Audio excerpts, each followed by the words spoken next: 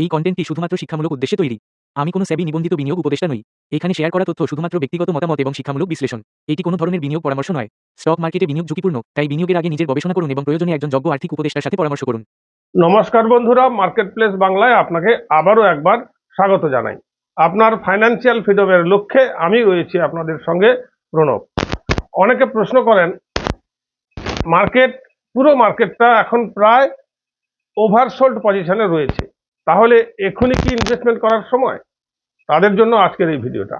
যদি ইনভেস্টমেন্ট এখনই করতে হয়, তাহলে ঠিক কোথায় কোথায় ইনভেস্টমেন্ট করব, কোন স্টকে ইনভেস্টমেন্ট করব, যে স্টকে ইনভেস্টমেন্ট করব সেই স্টকটাই বা সিলেক্ট করব কিভাবে, এ সমস্ত প্রশ্ন যদি আপনার মনে আছে তাহলে এই ভিডিওটা আপনার জন্য। আশা করব শেষ পর্যন্ত দেখবেন, না হলে অর্ধেকটা দেখে কোনো সিদ্ধান্ত নেবেন না, বিষয়টা পুরো ঘেটে যাবে। শেষ পর্যন্ত দেখবেন, বিষয়টা আপনার কাছে পরিষ্কার হয়ে যাবে।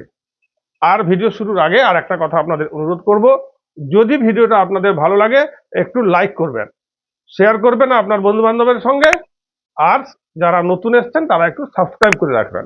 আর একটা কথা বলি, লাইক বটন ক্লিক করার পর হাইপ অপশন আসবে, হাইপটা অবশ্যই করবেন। তো মোটামুটি এখন যুদ্ধের পরিস্থিতি আশা করছি ধীরে ধীরে স্বাভাবিকের দিকে যাবে। লাস্ট একটা হার্ড হিটিং হবে দু তরফে, তারপর ধীরে ধীরে একটা কিছু পজিশনে আসবে বলে আমার ধারণা। এই ধারণা আমার ভুলও হতে পারে। আমি যতটুকু ভাবছি, যেভাবে নিউজ কালেকশন করতে পারছি, তাতে আমার মনে হচ্ছে একটা বড় হার হিটিং হবে সামনের সপ্তাহে, তারপর ধীরে ধীরে একটা শান্তি চুক্তি অথবা কিছু একটা হবে আমার ধারণা। কারণ এই যুদ্ধটা আর বেশি দীর্ঘস্থায়ী হবে না, দু তরফই এখন চাপে আছে। তাই আমার মতে এখনই কিছু পজিশন দেখে এন্ট্রি নেওয়া প্রয়োজন। কারণ যারা ধুরন্ধর ট্রেডার, তারা আপ মুভের আগে থেকে এন্ট্রি নেওয়ার চেষ্টা করে। একবার আপ মুভ এসে গেলে দুমদুম করে মার্কেট উপরের দিকে ছুটতে থাকবে, তখন কিন্তু আপনি আর ধরতে পারবেন না। তাই কিছুটা এখনই ইনভেস্টমেন্ট করতে পারেন। প্রশ্ন হচ্ছে, এখনই যদি কিছুটা ইনভেস্টমেন্ট করি, তাহলে ঠিক কোন ধরনের স্টকে ইনভেস্টমেন্ট করব, সেটার জন্য আপনাদের খুব শর্টকাট এবং সহজ কয়েকটা পদ্ধতি আমি দেখানোর চেষ্টা করছি। চলে যান গুগলে গিয়ে, মোবাইলেও করতে পারবেন, এটা কম্পিউটারেও করতে পারবেন। গুগলে গিয়ে সার্চ করুন স্ক্রিনার। সার্চ করলে প্রথমে যেটা আসবে সেখানে চলে যান, গিয়ে সোজা যান স্ক্রিন, ক্রিয়েট নিউ স্ক্রিনে গিয়ে এইখানে সার্চ করুন। আচ্ছা, এই মুহূর্তে ঠিক কোন ধরনের স্টকে ইনভেস্টমেন্ট করা যাবে না, যে স্টকগুলো এফআইআই বাইং করছে, বিরাট সিগন্যাল। এফআইআই যদি বাইং করা শুরু করেছে বা তাদের বাইং পজিশনটা বাড়িয়েছে, তার মানে সেই স্টকগুলো এবার আপ মুভমেন্টের দিকে যাওয়ার সম্ভাবনা আছে। তাই আমরা এখানে করব যে এফআইআই তাদের বাইং কোথায় বাড়িয়েছে। আর কি দেখবো না, মার্কেট ক্যাপিটাল যেন 500 crore চেয়ে বেশি হয়, 500 কোটির চেয়ে বেশি হয়। আর কি দেখবো না, পিই রেশিও যেন 15-র নিচে হয়। ব্যাস, এই বিষয়গুলো দেখে আমরা একটা সিদ্ধান্ত নেব। 3 ধরনের সিদ্ধান্তের কথা আমি আজকে বলতে চলেছি। কোন কোন স্টকে ইনভেস্ট করব সেটার জন্য আমি আজকে 3 ধরনের স্টকের কথা বলতে চলেছি। প্রথমত এইটা বললাম, তাহলে আমরা কি করব না দেখাচ্ছি। আমি অলরেডি করিটা করে রেখেছি তাড়াতাড়ির জন্য। এই যে আমরা করব change in FII holding greater than 1। এটার মানে হচ্ছে এফআইআই 1%-এর চেয়ে বেশি হোল্ডিং বাড়িয়েছে। আর কি না, এফআই অ্যান্ড, তারপর দেবো অ্যান্ড। আমি যেভাবে দিয়েছি আপনারাও ঠিক সেইভাবে এই করিটা করবেন, প্রয়োজন হলে স্ক্রিনশট নিয়ে রাখুন। আর কি না, FII holding minus change in FII holding less than 5, অর্থাৎ 5-এর চেয়ে কম। এফআইআই এর হোল্ডিং আর যেটা চেঞ্জ হয়েছে সেটা 5-এর চেয়ে যেন কম হয়। অ্যান্ড এভাবে লিখবেন, অ্যান্ড লিখলে কিন্তু পরেরটা আবার অ্যাড করতে পারবেন। And market capitalisation 500 greater than 500, 500 কোটির চেয়ে বেশি। পিই রেশিও লেস দেন 15, 15-র চেয়ে কম। তাহলে এই 4টের মধ্যে যে সমস্ত স্টকগুলো এসে যাবে সেইগুলোতে এই মুহূর্তে ইনভেস্টমেন্ট করা যায়। আরো 2 ধরনের করি আছে, এটা একটা দেখাচ্ছি। তারপর কি করবেন, রান দিস করি, রান করলে স্টকগুলো এসে যাবে। এই যে 6টা স্টক এসছে। আমি কোনো স্টক রেকমেন্ড করছি না এই স্টকে ইনভেস্টমেন্ট করুন, এখানে করুন, তা নয়। আমি শুধু স্টক সিলেকশনের পদ্ধতিটা আপনাদের দেখানোর চেষ্টা করছি। কোনোভাবে কোনো রেকমেন্ডেশন নয়। আপনি ইনভেস্টমেন্ট করার আগে আপনার ফাইন্যান্সিয়াল ইনভেস্টরের সঙ্গে কথা বলে নিজে ফান্ডামেন্টাল টেকনিক্যাল অ্যানালিসিস করে তারপর ইনভেস্টমেন্ট করবেন। তা এই স্টকগুলো এসছে, এখান থেকে আপনি ইনভেস্টমেন্ট করতে পারেন এই মুহূর্তে। এটা গেল এক ধরনের করে। আর এক ধরনের কি, 3 ধরনের বলবো বলেছি। আর একটা হচ্ছে আমি আগে থেকে করে রেখেছি, এটা হচ্ছে আরএসআই লেস দেন 20। অর্থাৎ আরএসআই কেন না, এখন মার্কেটে যে স্টকগুলো অলরেডি ওভারসোল্ড পজিশনে আছে সেই স্টকগুলোকে আমরা খুঁজতে চাইছি। এখন শর্টকাট পদ্ধতি এভাবে স্ক্রিনার থেকে আমরা করতে পারি। যখন স্ক্রিনার ছিল না তখন আমরা সমস্ত স্টক থেকে খুঁজে খুঁজে খুঁজে খুঁজে বের করতাম, অনেক কষ্ট ছিল। এখন অনেক সহজ পদ্ধতি হয়ে গেছে, শর্টকাট। তাহলে কি করলাম, RSI less than 20 and market capitalisation greater than 500, এই দুটো। আরএসআই 20 নিচে মানে সেই স্টকটা ওভার সোল্ড পজিশনে আছে, আর মার্কেট ক্যাপিটাল 500 মানে কোম্পানিটা একটু স্ট্যান্ডার্ড পজিশনে আছে। এই দুটো জিনিস দেখবো। এখান থেকে যে স্টকগুলো পাবো সেখানেও আমরা এই মুহূর্তে ইনভেস্টমেন্ট করতে পারি। এবারে কি করব, রান দিস করি। রান করলে এই স্টকগুলো এসে যাবে। কিছু কমনও থাকতে পারে, আগের করিটা আর এই করিটা দুটোতে কিছু কমন স্টকও থাকতে পারে। এখান থেকে এবারে আপনি কিছু অ্যানালিসিস করে ইনভেস্টমেন্ট করতে পারেন। এই দুটো ধরনের গেল। আর এক ধরনের লাস্ট যেটা বলবো, সেক্টর ওয়াইজ এখন একটা বিরাট সুযোগ আছে।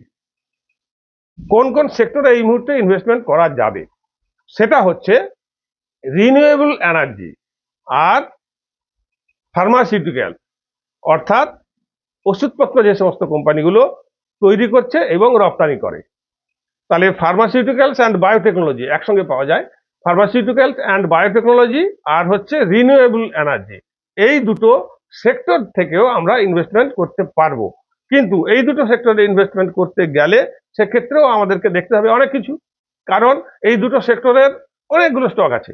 তো সেখান থেকেও আমরা স্ক্রিনিং করব ঠিক একই রকম ভাবে, যারা ওভার সোল্ড অবস্থায় আছে এবং যাদের মার্কেট ক্যাপিটাল 500-র চেয়ে বেশি, সেইগুলো আমরা দেখব। সেই করিতে আসছি, সেটা আমরা স্ক্রিনারে পাবো না, অন্য আর একটা জায়গায় যাব। তার আগে এখানে একটা অনুরোধ করি, আপনার ব্রোকার যদি আপনাকে প্রতারিত করছে, আপনার কাছ থেকে যদি হিডেন চার্জ কাটছে, যখন তখন পয়সা কেটে নিচ্ছে, অথবা আপনার ব্রোকারের ইন্টারফেসটা খুব সুন্দর নয়, ক্লিন নয়, সুপারফাস্টও নয়, তাহলে আপনার জন্য আমি একটি প্ল্যাটফর্ম রেকমেন্ড করতে পারি, সেটা হচ্ছে অ্যালাইস ব্লু। অ্যালাইস ব্লু কোনো হিডেন চার্জ নেই, অ্যাকাউন্ট ওপেনিং চার্জ 0, শুধু ট্রেড করবেন, পয়সা দেবেন। ইন্টারফেস অত্যন্ত ক্লিন, বিশেষ করে নতুনদের জন্য বুঝতে খুবই সুন্দর। আর হচ্ছে এটা সুপার ফাস্ট, প্ল্যাটফর্মটা অত্যন্ত সুপার ফাস্ট। আপনি ইচ্ছুক থাকলে আমি ডেসক্রিপশনে লিঙ্ক দিয়ে দেবো, ওখান থেকেও আপনারা অ্যাকাউন্ট ওপেনিং করতে পারবেন। এবারে আসছি, আবার চলে যাব আমরা কোথায়, গুগলে। এখানে গিয়ে আমরা সার্চ করব স্ক্যান এক্স।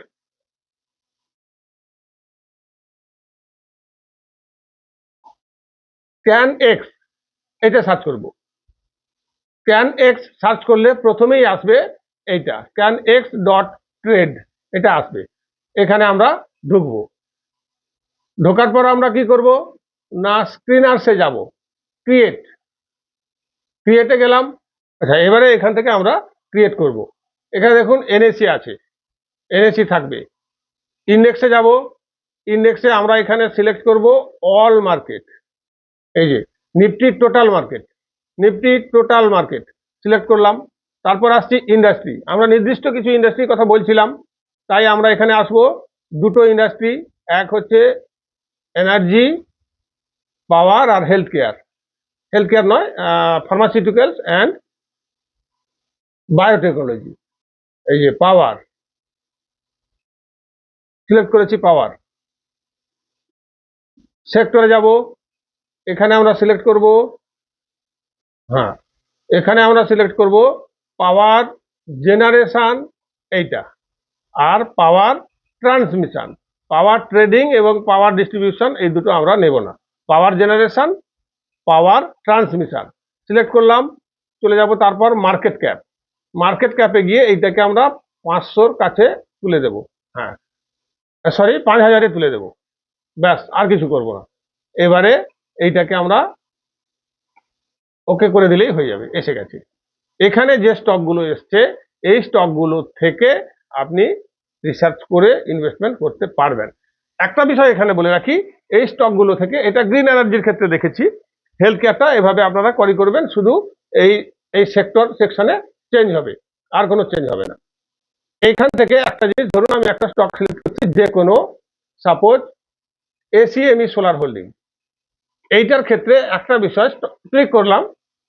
ক্লিক করার পর এখানে একটা জিনিস অবশ্যই দেখবেন, শেয়ার হোল্ডিং প্যাটার্ন। অর্থাৎ শেয়ার হোল্ডিং প্যাটার্নটা কি হবে না, প্রমোটার হোল্ডিং যেন 50%-এর চেয়ে বেশি হয়, এবং এফআইআই ডিআইআই দুজনের মিলে হোল্ডিং যেন 10%-এর চেয়ে বেশি হয়। দুজনের হোল্ডিং যেন থাকে, একজন জিরো হলে হবে না, মিনিমাম হোল্ডিং যেন একজনের থাকে, আর দুজনের মিলে যেন 10%-এর চেয়ে বেশি হয়। এফআইআই ডিআই দুজনের যোগফল যেন 10%-এর চেয়ে বেশি হয়। আর কি দেখবো বললাম না, প্রমোটার হোল্ডিং যেন 50%-এর বেশি হয়, 50%-এর চেয়ে বেশি হয়। তাই এই কোম্পানিটার ক্ষেত্রে আমি উদাহরণ হিসাবে নিয়েছি, এখানে প্রমোটার হোল্ডিং 83.28%, এফআইআই 4%-এর কাছাকাছি, ডিআইআই 6.87-এর কাছাকাছি, তাহলে এই স্টকটা ঠিক আছে। এভাবে আমরা স্টক সিলেক্ট করব। হেলথ কেয়ারের ক্ষেত্রেও, ফার্মাসিউটিক্যালস অ্যান্ড বায়োটেকনোলজি, এই সেক্টরের ক্ষেত্রেও এইভাবে আপনি সার্চ করে বের করতে পারবেন। এখন এই মুহূর্তে এই সেক্টরগুলো এবং যে করিগুলো আমি বললাম, এখানে যদি ইনভেস্টমেন্ট করেন লং টার্মের জন্য, not short term or swing, যারা সুইং করেন কিংবা শর্ট টার্ম করেন তাদের জন্য কিন্তু আজকের ভিডিওটা একেবারেই নয়, কেবলমাত্র লং টার্ম ইনভেস্টমেন্টের জন্য।